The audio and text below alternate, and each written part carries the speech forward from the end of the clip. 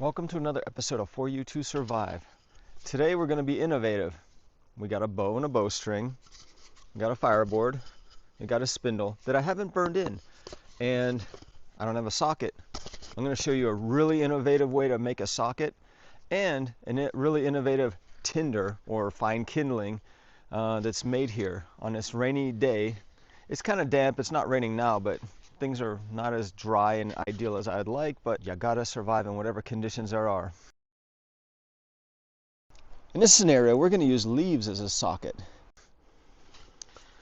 So, for the spindle, I can't have a point. The point is going to dig into my hand, especially this kind of point. I'll show you even worse. If your spindle is pointed even more, normally that's what we like to reduce friction, but that's really going to dig into my hand. I have to make a more rounded top of my spindle, so I'm going to do that. Rounded is better. This is all going to make sense. Round and smooth. Take off any little point on there. Let's take a look. You can see how that's more rounded off. And that has less potential to hurt my hand. Let's make this work. Let's take a look at this in close-up. This spindle is pointed too much. That's really going to dig into the hand.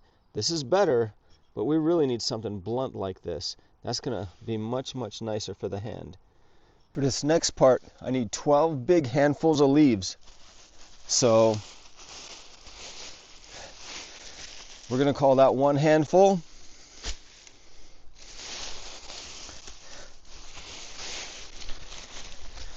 Two handfuls.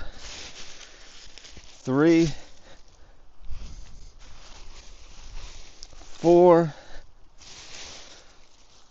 5, 6, 7, 8, 9, 10, 11, 12 handfuls.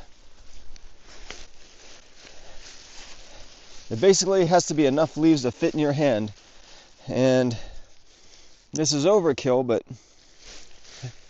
it's good to have extra. I'll show you how to use it.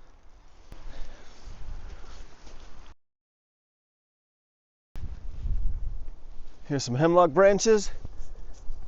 The undersides should be drier than the top sides, but even though it's been rainy, drizzly, I think I got a source of fine kindling, or what people call tinder.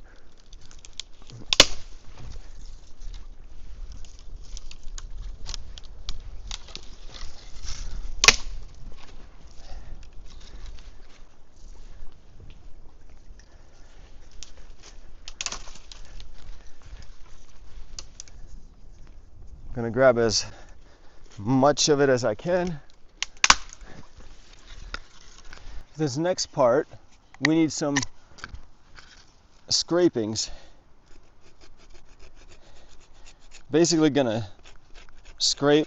Ideally, if it's wet, you just do one side of the hemlock branch so you can get the bark on the driest side, but I'm basically scraping so I can get this pile of bark.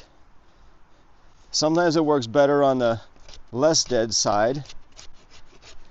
If it's too far gone, it's a little bit harder to get what you need, but I'll show you up close what I'm looking for. This kind of bark. It takes a substantial amount, so it's worth it to spend the time and get it, but you can see it coming off. Let's get down to business here. I'm going to take a nice handful of leaves. I'm going to take another nice handful of leaves. Another one. That feels pretty substantial, but let's add a little bit more in there. Okay. Basically, my socket is this. That's going to be the socket. I need enough material to protect my hand, plus the blunt spindle is going to help protect my hand. A pointed one obviously is going to go through and hurt me. So time to make this happen. I put a starter hole in, but it's not burned in yet, because I want you to see the process of burning in the hole and burning in the bottom of the spindle, so you know just how powerful this technique can be.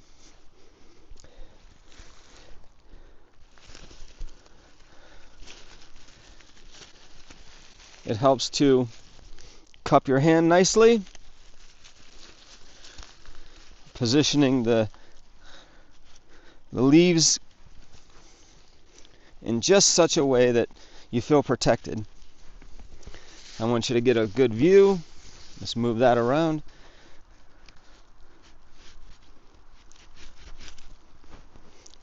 Okay.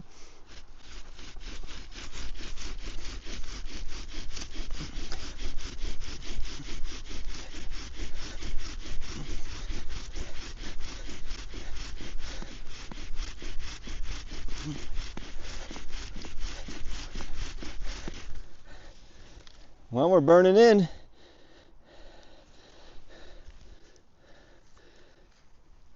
That's not a super amazing burn in. So let's keep going. I want to burn this in just a little bit more. I'll grab this socket. If it feels like I need different leaves, I can put different leaves in.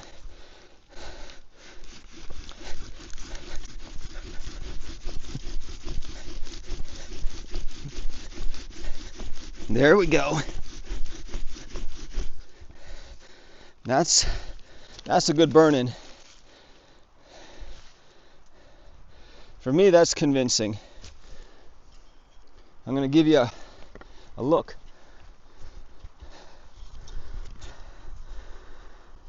That certainly counts as a burn-in. Time to cut the notch.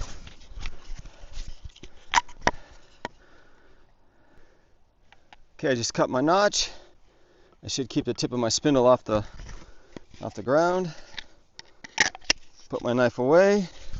Prepare for the next phase.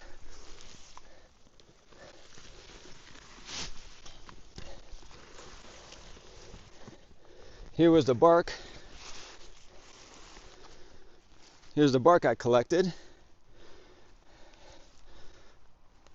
I'm going to use this as a ember catcher.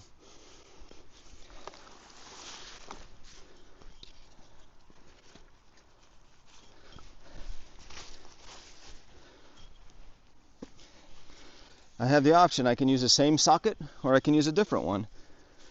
If it feels good, I'm going to use the same one. But if I need more, there's no harm or shame in using more leaves. That's why we got them. But it has to be enough leaves and enough compactness to protect my hand.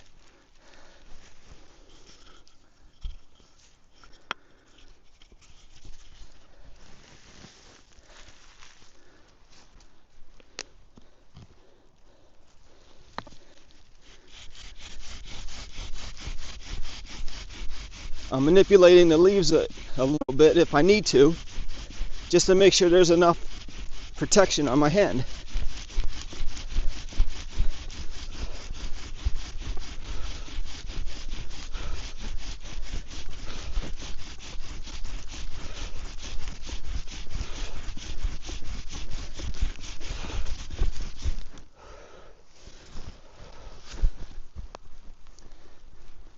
I think we're in business. Yes. Put the leaves on the side, the spindle on the side. All right. Since it's not an ideal day, we're going to put this in the hemlock bark scrapings. Minimal transfer distance is preferred. Get all the little powder there. All right. Kind of put that in there. Since I have this birch bark, I'm going to use it.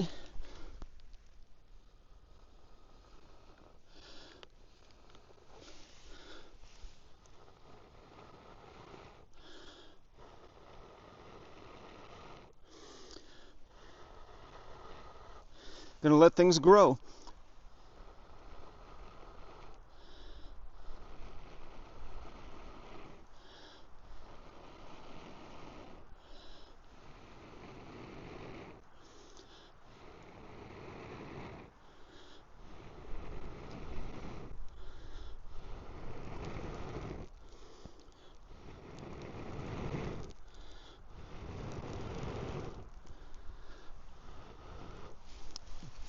I definitely saw flames. I'm just going to compact it a little bit. I think next time I see flames, I'm going to put the birch bark on it.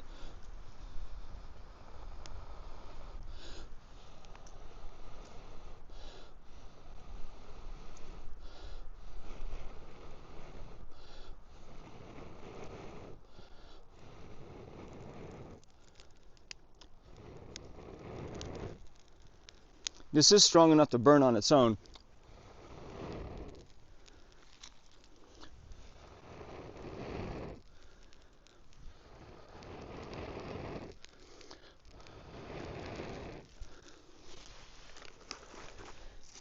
This is why we made a lot of scrapings. We'll just get the birch bark ready this time.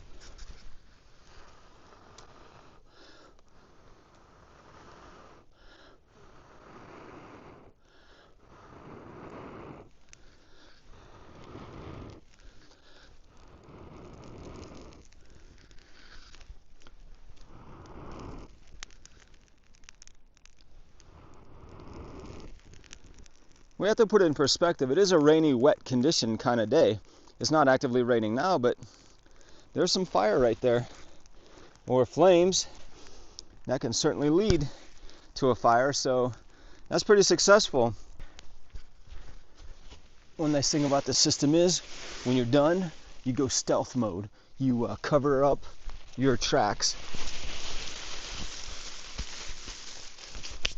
Ideally, nobody knows what you've done. I want to give a special thank you out there to my subscribers and all of you who watch my channel. Thank you very much. I'm starting to grow. I appreciate it. I definitely want to grow more and get this out to more people, but thank you everybody for watching. I really appreciate it.